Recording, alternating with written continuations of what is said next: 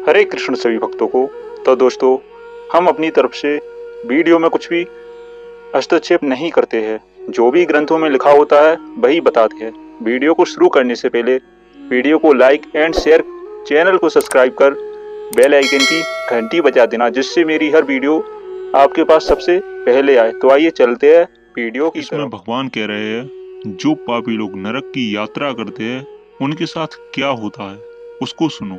पापियों को इस लोक में जैसे दुख प्राप्ति होती है और मृत्यु के पश्चात पे जैसी यातनाओं को प्राप्त होते हैं उसे सुनो। यथोपार्जित पुण्य और पाप के फलों को पूर्व में भोगकर क्रम के संबंध से उसे कोई शारीरिक रोग हो जाता है। आंधी, मानसिक रोग और व्याधि शारीरिक रोग से युक्त तथा जीवन धारण करने की आशा से उत्कंठित उस व्यक्ति की जानकारी के बिना ही सर्प की भांति बलवान काल उसके समीप आ पहुंचता है। उस मृत्यु की संप्राप्ति की स्थिति में भी उसे वैराग्य नहीं होता। उसने जिनका भरण पोषण किया था उन्हीं के द्वारा उसका भरण पोषण होता है।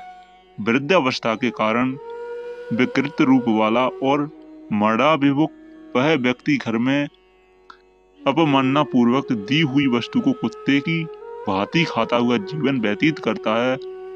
वह रोगी हो जाता है, उसे मंदाग्नि हो जाती है और उसका आहार तथा उसकी सभी चेष्टाएं कम हो जाती हैं। प्राण वायु के बाहर निकलते समय आंखें उलट जाती हैं, नाड़ियां कफ से रुक जाती हैं।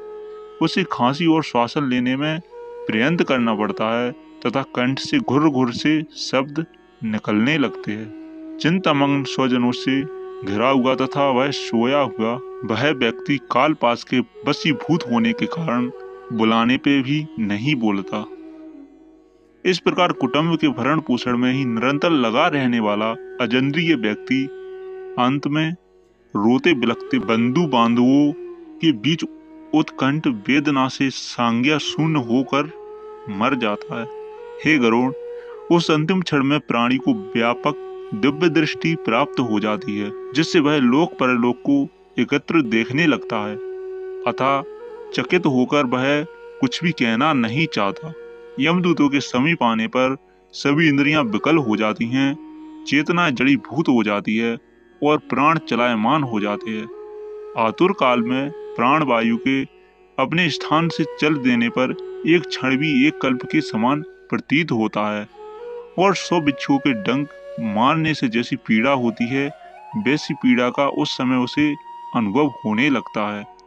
वह मरणासन व्यक्ति फैन उगलने लगता है और उसका मुख लार से भर जाता है। पापी जनों के प्राण वायु अधोद्वार गुदा मार्ग से निकलते हैं। उस समय दोनों हाथों में पांस और दंड धारण किए नग्न दांतों को कटकटाते हुए क्रोधपूर्व नेत्र वाले यम के 2 भयंकर दूत समीप में आते हैं। उनके केस ऊपर की ओर उठे होते हैं, वे कोए के समान काले होते हैं और टेढ़े मुख वाले होते हैं तथा उनके नख आयुध की भांति होते हैं। उन्हें देखकर भयभीत हृदय वाला वह मरणासन प्राणी मलमूत्र का विसर्जन करने लगता है।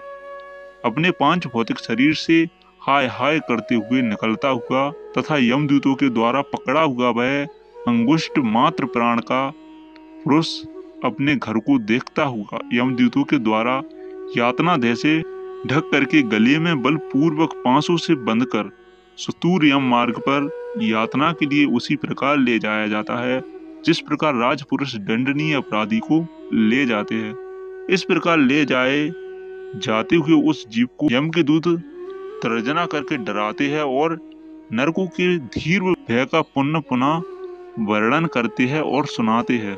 यमदूत कहते हैं, रे दुष्ट, शीघ्र चल, तुम यमलोक में जाओगे। आज तुम्हें हम सब कुंभी पाक आदि नरक में शीघ्र ही ले जाएंगे। इस प्रकार यमदूतों की वाणी तथा बंधु बांधवों का रुदन सुनता हुआ वह जीव जोर से हाहाकार करके विलाप करता है और यमदूतों के द्वारा प्रणादित किया जाता है। यमदूतों की दर्जनाओं से उसका हृदय वितीर्ण हो जाता है, वह कांपने लगता है। रास्ते में उसे कुत्ते काटते हैं और अपने पापों का स्मरण करता हुआ वह पीड़ित जीव यम मार्ग में चलता है।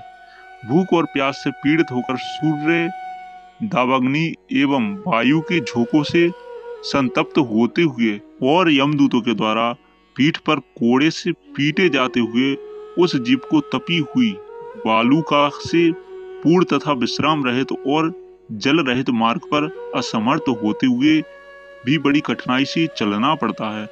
थककर जगह जगह गिरता है और मूर्छित होता हुआ वह पुनः उठकर पापी जनों की भांति अंधकारक पूर्ण यमलोक में ले जाया जाता है। 2 अथवा 3 मुहूर्त में वह मनुष्य वहां पहुंचाया जाता है और यमदूत उसे घोर नरक यातनाओं को दिखाते हैं। मुहूर्त मार्त में यम को और नरकीय यातनाओं के भय को देखकर वह व्यक्ति यम की आज्ञा से आकाश मार्ग से यमदूतों के साथ पुनः इस लोक में मनुष्य लोक में चला आता है। मनुष्य लोक में आकर अनादि वासना से बद्ध वह जीव देह में प्रविष्ट होने की इच्छा रखता है, किंतु यमदूतों द्वारा पकड़कर पास में बांध दिए जाने से भूख और प्यास से अत्यंत पीड़ित होकर रोता है। हे तार्क्ष, वह पातकी प्राणी पुत्रों से दिए हुए पिंड तथा आतुर काल में दिए हुए दान को प्राप्त करता है, तो भी उस नास्तिक को तृप्ति नहीं होती। पुत्र आदि के द्वारा पापियों के उद्देश्य से किए गए श्राद्ध, दान अथवा जलांजलि उनके पास ठहरती नहीं, अतः पिंड दान का भोग करने पर भी वे व्याकुल होकर यम मार्ग में जाते हैं। जिनका पिंड दान नहीं होता वे प्रेत रूप में होकर कल्प पर्यंत निर्जन वन में बहुत दुखी होकर भ्रमण करते रहते हैं। अब पुत्रों के द्वारा दिए हुए पिंडदान से क्या होता है, इसको हम अगली वीडियो में जानेंगे। पिंडदान क्यों देते हैं और उससे क्या होता है, इसके बारे में जानेंगे। तो मिलते हैं अगली वीडियो में। जब तक के लिए श्री राधे, हरे कृष्ण।